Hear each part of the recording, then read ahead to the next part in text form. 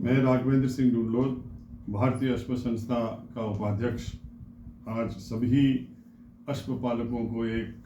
खुशखबरी देना चाहता हूँ। बहुत दिनों से, मैं कहूँगा कुछ सालों से ये डिस्कशन चल रहा है हम लोगों के बीच, ब्रीडर्स के बीच, और ख़ास तौर से जितनी भी हमारी सरकारी मीटिंगें हुई है वहाँ भी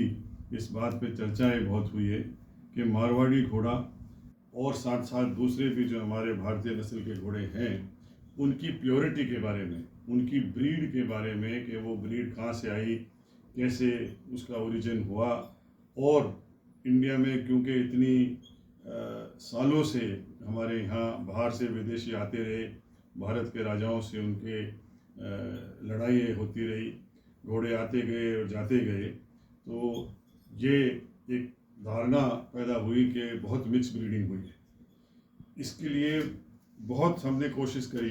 पर हम किसी ठोस कारण से हम कहीं पहुंच नहीं पाए। पर अभी हमें खुशी है कि अभी 17 अक्टूबर को हम लोगों ने Deccan college deemed to be university Poona की जो है, और उसके अंदर जो department of science and technology,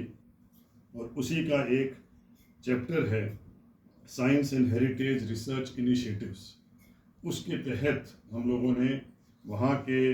जो वाइस चांसलर साहब हैं प्रमोद पांडे जी, प्रोफेसर प्रमोद पांडे, उनके साथ IHSI ने ये एक MOU साइन किया है। ये 17 अक्टूबर को पूना में ये MOU साइन हुआ है। कॉलेज की तरफ से वाइस चांसलर साहब प्रोफेसर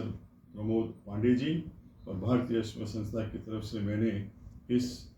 डॉक्यूमेंट पे हस्ताक्षर किए हैं। ये डॉक्यूमेंट जो मैंने आपको दिखाया, इसके तहत अब इस पे काम शुरू होगा, और इसके बारे में जो बार बार ये कोशिशें होती रही कि ब्रीड के बारे में कुछ पता किया जाए, तो 3 साल के अंदर अंदर इसका सारा रिज़ल्ट हमारे सामने आएगा। इसके अंदर मैं ये बता दूं, इसका डिटेल मैं आपको आगे दूंगा। प्रोफेसर प्रमोद पांडे साहब, प्रोफेसर विजय साठे साहब और doctor Sanjay Manjul, joint director general archaeological survey of India, doctor Neeraj Rai, जो आर्कियोलॉजी के बहुत बड़े प्रोफेसर भी हैं, और उन्होंने सिनोली और कई ऐसे जो साइट्स हैं उनमें बहुत काम किया है, और साथ में साइंटिफिक असिस्टेंट जो होंगे वो डॉक्टर प्रतीक चक्रवर्ती होंगे। हम सब मिलकर के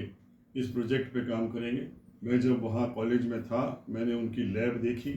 और वहाँ मैंने बहुत से घोड़े, हजारों साल पहले जो घोड़े थे, उनकी स्केलेटन, उनकी हड्डियाँ और उनसे कनेक्टेड सारा हिस्ट्री जो वहाँ इकट्ठी हुई है वो देखी, और मुझे पूरी उम्मीद है कि जितना काम उन्होंने किया है उसमें अगर हम उनका साथ हमारे सैंपल से देंगे तो हमें पूरी सफलता इसमें मिलेगी। आगे मैं आपको ये बताना चाह रहा हूँ इस मैसेज के थ्रू कि भारत के अंदर जितनी भी नस्लें हैं,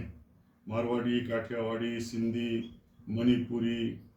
आपके झंस्कारी और स्पीति,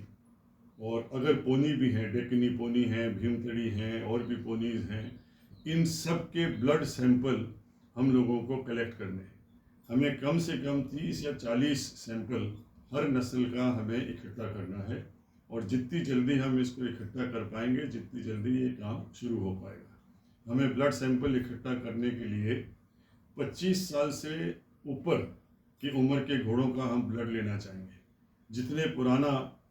उम्र में घोड़ा मिलेगा उसी का ब्लड हमारे लिए ज़्यादा अच्छा होगा, और उससे हमें ज़्यादा पता पड़ेगा कि उसमें क्या क्या, अगर कोई मिक्सिंग है या जो भी प्रकार का हमें जो मालूम करना है वो उससे हमें ज़्यादा आसानी से मालूम पड़ सकेगा। बाहर के घोड़ों का ब्लड सैंपलिंग जो है वो साइंटिफिक तरीके से इन्होंने ऑलरेडी कलेक्ट कर लिया है, अब हमें हमारा काम पूरा करना है। तो इस मैसेज के साथ मैं आप लोगों से निवेदन कर रहा हूँ, जो भी लोग जिनके पास खुद के पास अगर ऐसे घोड़े हों इस उम्र के भारतीय नस्ल में, या उनको मालूम हो, जैसे पुराने मठ हैं, मंदिर हैं, वहाँ ये ज़रूर मिलेंगे, या किसी के घर पे भी पुराने घोड़े हों तो कृपया करके भारतीय अश्व संस्था के ईमेल पे या हमारे फ़ोन नंबर पे हमें आप सूचित करें, और हम हमारे वेटनरी डॉक्टर्स के ज़रिए से हम वहाँ से आपका उन घोड़ों का ब्लड सैंपल कलेक्ट करेंगे। आगे मैं ये कहना चाहूँगा कि इसको करने के बाद अगर ये सक्सेस हो जाएगा तो उसके बाद में अपन लोगों के लिए आसान होगा। अगर कोई आदमी ये मालूम करना चाहेगा, जो बड़े बड़े अच्छे अच्छे नस्ल के घोड़ों की जो चर्चाएं चल रही हैं कि ये प्योर ब्रीड है, ये बहुत अच्छा है, इसका पुराना इतना लाइनेज है, तो उन घोड़ों का अगर हम टेस्टिंग फिर शुरू करेंगे, जब ये काम पूरा होगा तो हमें मालूम पड़ सकेगा कि वास्तव में उस लाइनेज में कितनी प्योरिटी है।